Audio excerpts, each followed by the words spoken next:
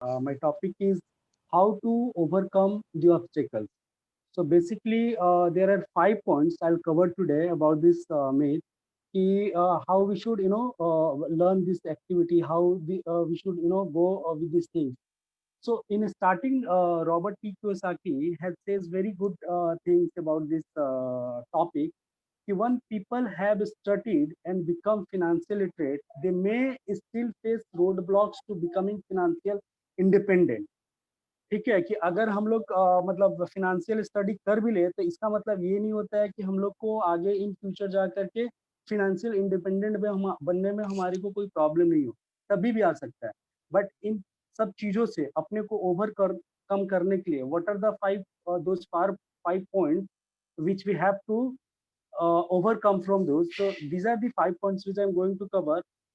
Overcoming of overcoming obstacles from the fear, मतलब डर से किस तरह से अपने को ओवरकम करना है। Then overcoming the obstacle from cynicism, निराशावाद से अपने आप को कैसे अपने को हम लोग को ओवरकम करना चाहिए, कैसे हम लोग को आलस से ओवरकम करना चाहिए, कैसे बुरी आदतों से अपने को ओवरकम करना चाहिए।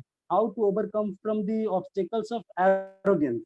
So these are the 5 points author has said, and given some basics and details about this thing. डर को कैसे पार करना चाहिए, डर को पार करने के लिए यहाँ पे रॉबर्ट टी कियोसाकी ने बहुत अच्छे तरीके से विश्लेषण किया है उन्होंने। देखिए, पैसा किसी को भी गंवाना अच्छा नहीं लगता है।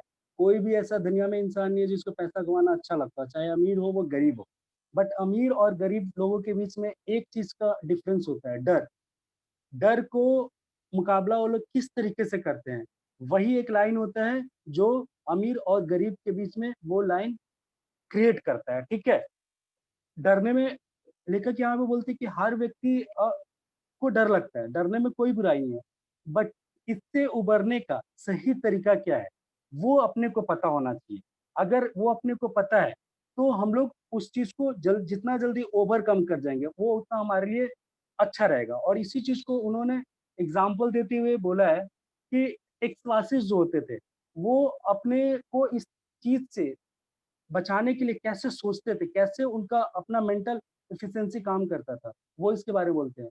वो हमेशा क्या बोलते हैं, अगर कोई अगर जीतो तो भी बड़ा जीतो, हारो तो भी बड़ा, मतलब उसको बड़ा लगाओ। ठीक है, और हार के प्रति जो आपका नजरिया होता है ना, वही सब चीज आपको आपके लाइफ में सारा गेम जो होता है ना, वो नजरिया ही सेट करता है। आप जीत को किस तरह से देखते हो वो तो एक अलग चैप्टर होता है, बट हारने के बाद आपका नजरिया कैसा होता है, कैसे आप उस चीज को लेते हो, कैसे सोचते हो, वो बहुत आपकी लाइफ में उसका इम्पैक्ट होता है। इस चीज को और आगे उन्होंने एक एग्जाम्पल देते हुए, रॉबर्ट के एग्जाम्पल देते हुए उन्होंने बताया है कि रॉबर्ट हमेशा हारने के बाद ही जीतता है। वो बहुत मेहनत करता है, उसके बाद हार के बाद ही उसको जीत मिलता है। ठीक है, तो वे कभी किसी अमीर व्यक्ति से नहीं मिले जिसने कभी पैसा नहीं गवाया हो, मतलब उस चीज को वो आगे बोलते हैं। लेकिन अगर हर कोई हारने के डर से खेल खेले ही नहीं तो उसको जीत कभी नहीं मिलेगा। तो इसलिए हम लोग को कभी भी किसी को, अगर कोई बंदा निवेश करे नहीं, इन्वेस्ट करे ही नहीं कहीं, तो उसको जीत कैसे मिलेगा। शेयर मार्केट अगर है, शेयर मार्केट में अगर जो उसके बारे में किसी को नॉलेज क्या होगा, जो कभी इन्वेस्ट करा ही नहीं, तो वो इन्वेस्ट क्यों नहीं करा, क्योंकि उसको डरने का, हारने का डर होता है, इस वजह से वहां कोई नहीं जानता है। तो इससे कहीं ना कहीं तो ये भी तो चांसेस होता है कि जीतने का जो चांसेस होता है वो बंदा भी वो नहीं कर पाता है। और इसके वजह से उसके जीवन में हो सकता है कि वो बहुत सारा चीज कुछ परिवर्तन होने वाला हो। बट बहुत सारे लोग ना, 80% लोग डर की वजह से जीतने का जो लर्निंग होता है वो नहीं कर पाते हैं, और इसकी वजह से वो जीवन, मतलब लाइफ टाइम स्ट्रगल करते रहते हैं। सेकंड यहाँ पे उन्होंने एग्जांपल दिया निराशावाद को कैसे पार करना, how to deal with the cynicism. यहाँ पे भी इन्होंने बहुत अच्छा एग्जाम्पल दिया है, और इन्होंने बताया यहाँ पे कि हमारी खुद की आत्मशंका हो या दूसरों लोगों की शंका है, इस वजह से बहुत सारे हम लोग होते हैं ना, जैसे कि निराशा के वजह से, क्रिटिसिज्म की वजह से हम लोग लाइफ में बहुत सारा चीज होता है ना, नहीं करते हैं। बट संख्याएं और निराशावाद ज्यादातर लोगों को गरीब लगती है। क्यों?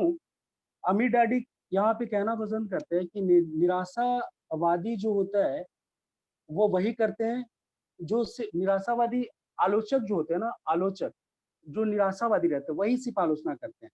बट जो विजेता होते हैं who like to winners, वो हमेशा हर चीज को ना विश्लेषण करते हैं, एवोल्यूट करते हैं चीजों को। वो ऐसा नहीं कि किसी भी चीज को लेकर के हार हो जीत हो, वो हर चीज को ना एक अच्छा विश्लेषण। बट जो आलोचक होते हैं वो हर चीज में आलोचना ही करते हैं।